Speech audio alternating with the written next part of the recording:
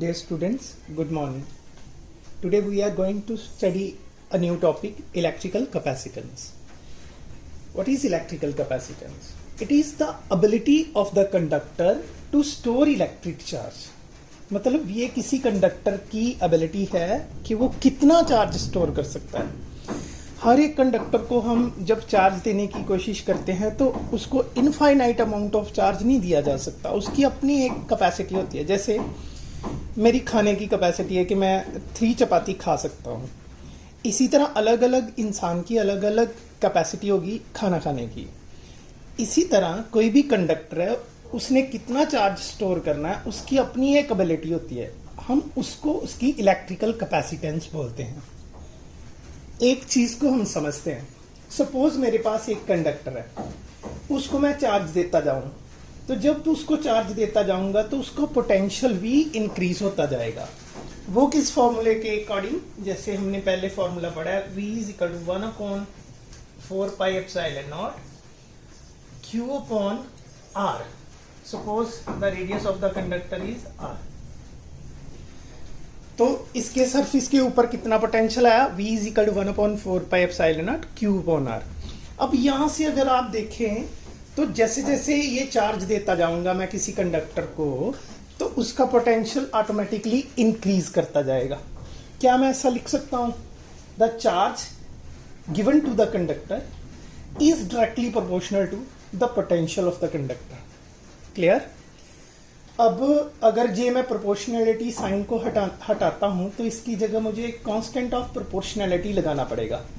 Q = V ऐसे ही, और इसकी जगह पे कांस्टेंट ऑफ प्रोपोर्शनैलिटी C लगा दिया. यहां पर C को हम electrical capacitance of the conductor बोलते हैं. अब इसकी डेफिनेशन बनाने की कोशिश करते हैं. यहां पर हमने बोला कि Q = CV. ओके, C किसके इक्वल आया? Q/V. तो हम यहां पर उसकी डेफिनेशन ये लिख सकते हैं. हमने कहा जैसे Q = CV, C = Q/V आ जाएगा. It means capacity of the conductor is defined as the ratio of the charge given to the conductor to the rise in its potential. इन दोनों की रेशियो को हम कैपेसिटी बोल देते हैं कंडक्टर की. एक और डेफिनेशन भी बन सकती है.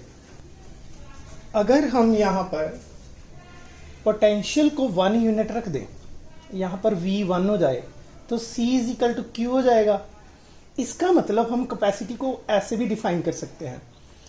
The charge required to raise the potential of the conductor through 1 unit. ठीक है, मतलब जितना चार्ज चाहिए किसी कंडक्टर का पोटेंशियल 1 यूनिट रेज करने के लिए. ओके, अब इसके यूनिट देखते हैं. SI यूनिट कैपेसिटी के होते हैं फैरेड. फैरेड का क्या मतलब है? फैरेड को डिफाइन करने के लिए पहले हम ये देख लेते हैं. C = Q/V. अगर चार्ज 1 कूलम हो और पोटेंशियल 1 वोल्ट रेज हो जाए, अगर किसी कंडक्टर को हम 1 कूलम चार्ज देते हैं और उसका पोटेंशियल 1 वोल्ट रेज हो जाए, तो उस कंडक्टर की कैपेसिटी को हम 1 फैरेड बोलेंगे. ठीक है, it means capacity of the conductor is said to be 1 farad when charge of 1 coulomb raises the potential of the conductor through 1 volt. Then the capacity of the conductor is said to be 1 farad. Next topic is electrical capacitance of a spherical conductor. Spherical conductor की capacitance पता करते हैं. मैंने क्या किया कि मैंने एक spherical conductor लिया है. यहाँ पर उसका रेडियस स्मॉल r है, उसको मैंने चार्ज दिया +Q. जब इसको चार्ज देते हैं कंडक्टर को, तो चार्ज हमेशा resides on the surface of the conductor. जो चार्ज देंगे वो अंदर नहीं जाएगा कंडक्टर के, क्योंकि कंडक्टर के अंदर इलेक्ट्रिक फील्ड भी 0 होता है और चार्ज भी 0 होता है. ये हमने लास्ट लेक्चर में प्रूव किया था. अब ये चार्ज स्प्रेड कर जाएगा इसके पूरे सरफेस के ऊपर. ठीक है, uniformly. Then the potential at any point on the surface of the conductor is given by V is equal to 1/4 pi epsilon naught, जितना चार्ज दिया और जो उसका रेडियस है। V is equal 1/4 pi epsilon naught cube upon R. ठीक है, अब हमने निकालनी क्या है, हमने तो कैपेसिटी निकालनी है उसकी। तो कैपेसिटी क्या होती है, कैपेसिटी का फॉर्मूला लिख देता हूं मैं यहाँ पर, C इज इक्वल टू जितना चार्ज दिया to raise the potential V, ये डेफिनेशन होगी कैपेसिटी की। तो यहाँ पर V की वैल्यू पुट कर दो, यहाँ पर V की वैल्यू पुट करने से Q upon 1/4 pi epsilon not Q upon V sorry R, Q के साथ Q कैंसिल, तो C किसके इक्वल आ जाएगा, C बिकम्स इक्वल टू ये 4 पाई एप्सिलॉन नॉट ऊपर चला जाएगा और ये R भी ऊपर चला जाएगा। This is the capacity of the spherical conductor. ठीक है, अब यहां पर अगर ध्यान से देखें, और जितना रेडियस कंडक्टर का ज्यादा होगा, जितना रेडियस ज्यादा होगा उसकी कैपेसिटी भी ज्यादा होगी। It means the capacity of the spherical conductor is directly proportional to are.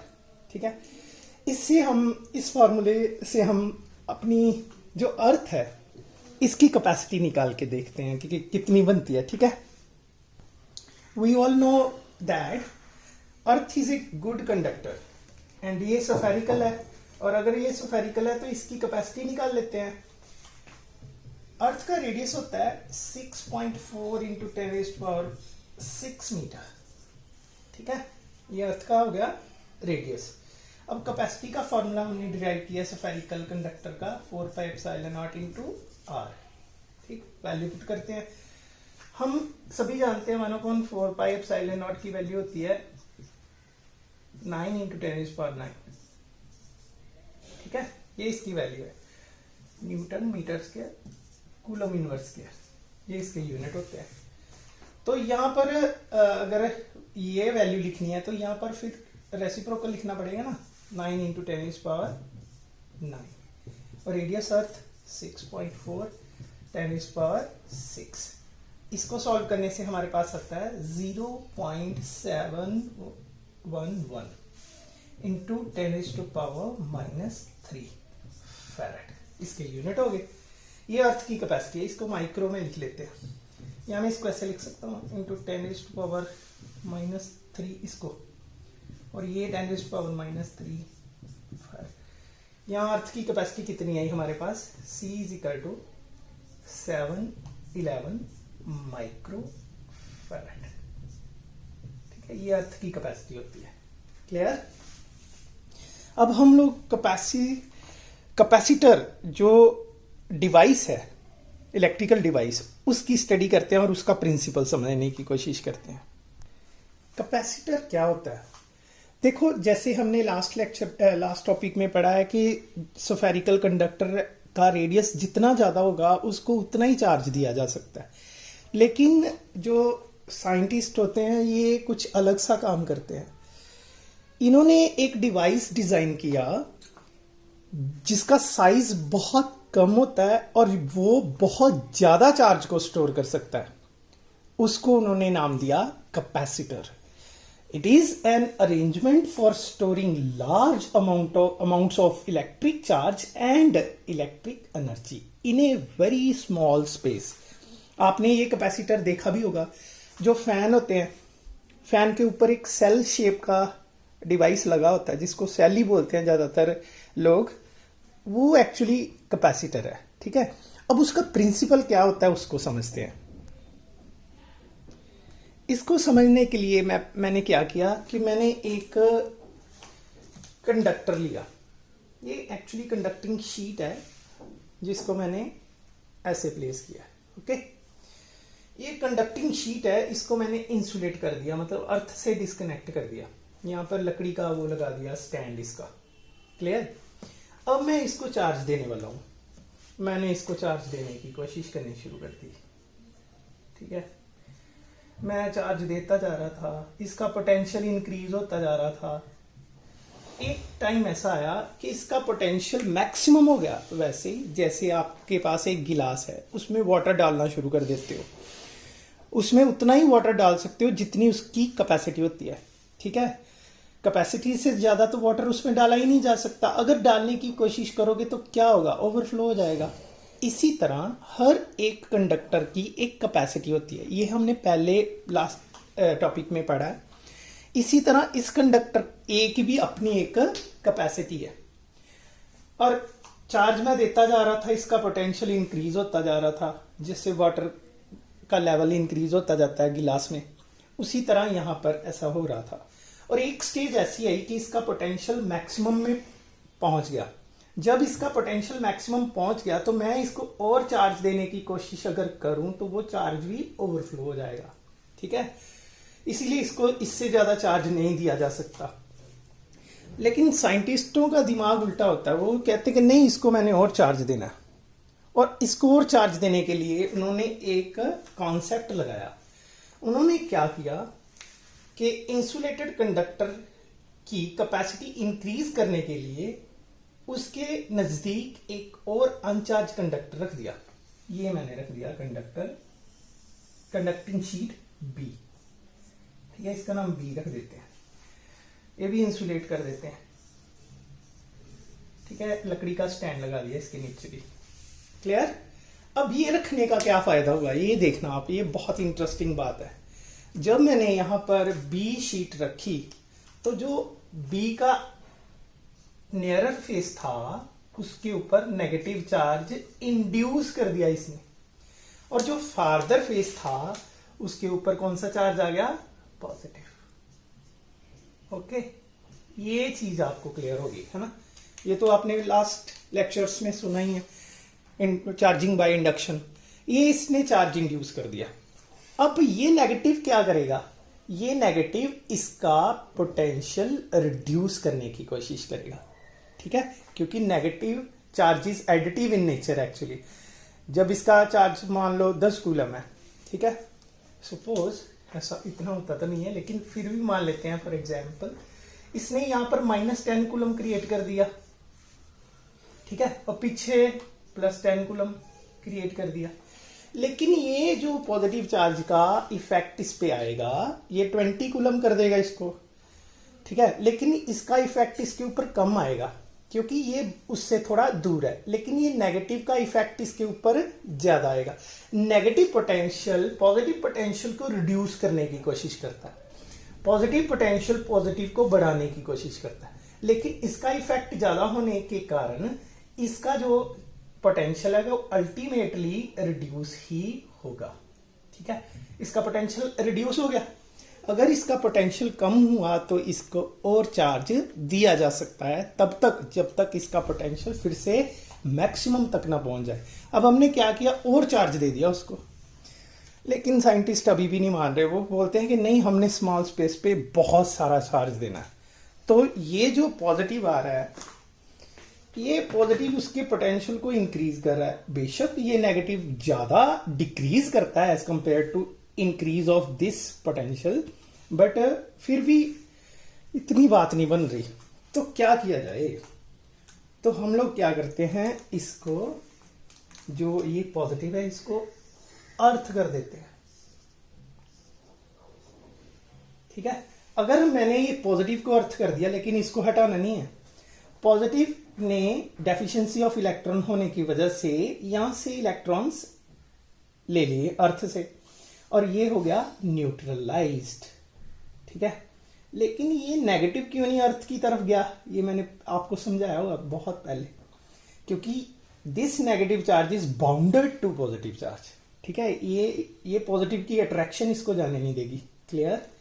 अब ये नेगेटिव का इफेक्ट तो इसके ऊपर बहुत ज्यादा आएगा, तो ये नेगेटिव पोटेंशियल इस पॉजिटिव पोटेंशियल को बहुत कम कर देगा। अब जब इसका पोटेंशियल बहुत कम हो गया तो उसको और चार्ज दिया जा सकता है, ठीक है। इसीलिए हमने यहां पर लिखा the capacitance of the insulated conductor is increased considerably, जितना तुम आप चाहते हो, by bringing near it an bringing near it an uncharged conductor, हमने यहां पर अनचार्ज कंडक्टर लिया था, कनेक्टेड टू अर्थ। ठीक है, ये है principle of capacitor. I think आप सभी को समझ आ गया प्रिंसिपल ऑफ कैपेसिटर। ये एक्चुअली पैरेलल प्लेट कैपेसिटर का प्रिंसिपल है। अब हम पैरेलल प्लेट कैपेसिटर की कैपेसिटी निकालते हैं, इसकी कैपेसिटी होती कितनी है। ठीक है, पैरेलल प्लेट कैपेसिटर की कैपेसिटी को निकालने के लिए मैंने वैसे ही जैसे लास्ट आर्टिकल में किया है, एक प्लेट ए ले ली, उसको मैंने प्लस क्यू चार्ज दे दिया, उसके नियर मैंने एक प्लेट बी रखी है जिसकी इस साइड नेगेटिव चार्ज इंड्यूस हो जाएगा माइनस क्यू। ठीक है, इसके ऊपर प्लस क्यू, इसके ऊपर माइनस क्यू इंड्यूस हो जाएगा, और इधर साइड को प्लस क्यू इंड्यूस होना था तो वो अर्थ करने की वजह से ये प्लस क्यू अर्थ की तरफ चला गया। ठीक है, अब अगर इस प्लेट की सरफेस चार्ज डेंसिटी देखें तो वो कितनी आएगी, द सरफेस चार्ज डेंसिटी आएगी sigma is equal to charge per unit area.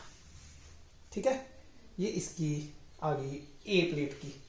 ठीक है, बी प्लेट की कितनी आएगी, minus sigma is equal to charge upon area of the plate. ठीक है, अब यहां पर इलेक्ट्रिक फील्ड की वैल्यू कितनी होती है, इसमें यहां तो बाहर जीरो होती है। ये हमने गॉस थ्योरम वाले आर्टिकल में पैरेलल शीट्स ऑफ चार्जेस के लिए स्पेशल केस दिया था कि जब ये पॉजिटिव हो जाएगी, ये नेगेटिव हो जाएगी, तो इसके अंदर इलेक्ट्रिक फील्ड होगा, बाहर नहीं होगा। तो इसके अंदर इलेक्ट्रिक फील्ड कितना होगा, ठीक है, वो निकालते हैं। उसका फॉर्मूला हमने डिराइव किया था, the electric field between two parallel plate of charge is sigma upon epsilon not. क्यों, क्योंकि यहां पर फ्री स्पेस है। ठीक है, ये आ गया इलेक्ट्रिक फील्ड।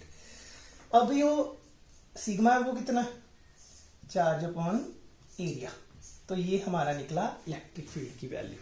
ठीक है, लेकिन हमने कैपेसिटी निकालनी है तो उसके लिए पोटेंशियल तो चाहिए, तो फिर पोटेंशियल निकालने के लिए क्या करें, बट जो इलेक्ट्रिक फील्ड का फॉर्मूला होता है ना, वो होता है potential divided by the distance of separation.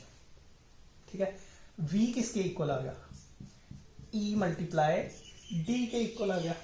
ठीक है, ये भी क्लियर हो गया। अब देखो E की वैल्यू हम लोग यहां पर पुट कर देते हैं, Q upon a epsilon not into D आ गया, ये निकल गया पोटेंशियल। अब हम कैपेसिटी की ओर बढ़ते हैं। कैपेसिटी किसके इक्वल होती है, C is equal to Q upon V। ठीक है, और Q तो रहने दो यहीं पर, और V की यहां से वैल्यू ले लो, Q upon a epsilon not into D. यहां पर Q के साथ कैंसिल हो जाएगा, C किसके इक्वल आ जाएगा, C is equal to a epsilon not ऊपर upon D। This is the capacity of parallel plate capacitor. ठीक है, आज के लिए इतना ही करते हैं। मेरी बातों को इतने ध्यान से सुना उसके लिए so much thankful to you. Thank you so much and all the best, my dear students.